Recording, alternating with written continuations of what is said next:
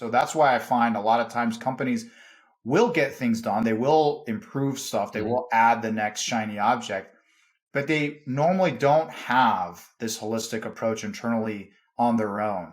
And that's just the inevitability that the company as it is relying on resources that have other full-time jobs and other focuses where they're not able to really see the whole journey and how do you collectively make that impression. And so it's always so great to have companies and people like you in the space that really talk about it from a perspective of, have you taken all this into account? And more often than not, it's like, oh my gosh, we haven't even started to think about that. Well, we don't know what we don't know, and everyone has a day job.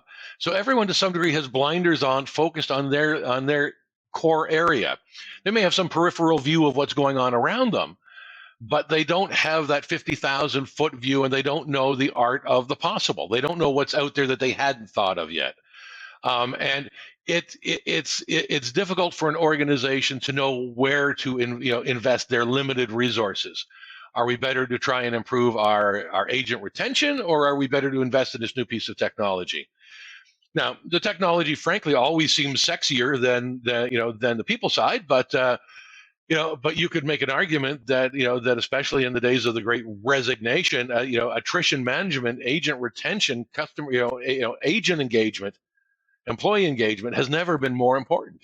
So, organizations need to understand where they're going to get the best bang for the buck, and that often is going to either be achieved through some kind of an independent benchmarking exercise, like where do they compare to best practice, what's the low-hanging fruit, what's the easy wins, or they're going to look at bringing in somebody to help them do an audit or an assessment. Now, my only caveat there is there's a lot of folks who have the title of consultant who are effectively shilling for somebody else, right?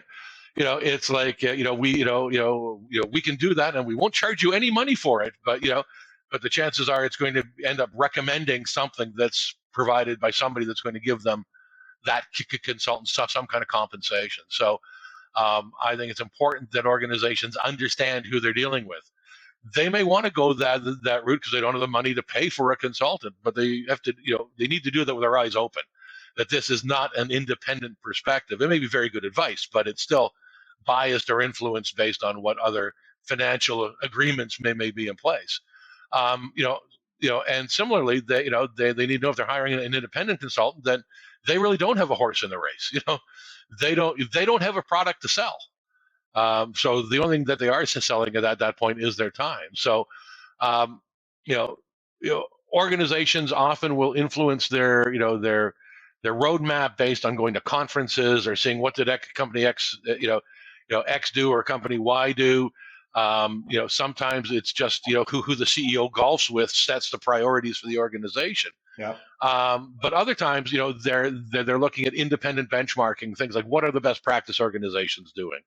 What's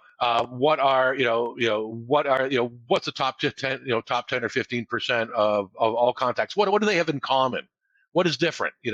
And there are benchmarks out there which you can go and you can compare yourself to those and get a report which highlights where you can go. And then you can bring in an external consultant who, if nothing else, is going to be the fresh set of eyes, but they're also going to be able to understand and delve into the interrelationship of things that people may not see internally simply because they have those blinders on I mentioned a moment ago.